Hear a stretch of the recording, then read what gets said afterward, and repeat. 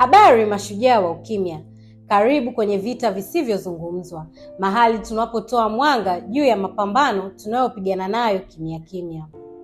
Mapambano ya leo ni kutabasamu katikati ya dhoruba. Unajikuta unatokea, unatabasamu, unafanya majukumu yako, lakini nyuma ya tabasamu hilo kuna dhoruba isiyoonekana. Maombolezo, uchovu wa kiakili, kujihisi ufai.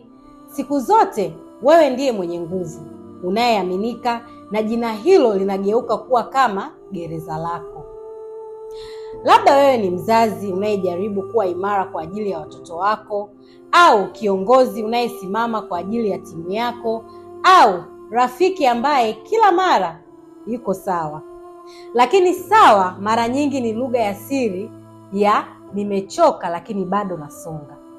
Kuna uchovu wa kimya kimya katika kujifanya uko sawa, wakati roho yako inahitaji pumziko. Ni kwa sababu maumivu yako hayaonekani kama mifupa iliyovunjika au vidonda vinavyotoka damu. Basi ulimwengu unakupigia makofi kwa ustahimilivu wako, huku wakati unaporomoka polepole ndani kwa ndani. Hii ni kwa ajili yenu nyinyi ambao mnalia bafuni, wanaopumua kwa kina kabla ya kukabiliana na dunia, wanaoendelea hata wanapovunjika mioyo.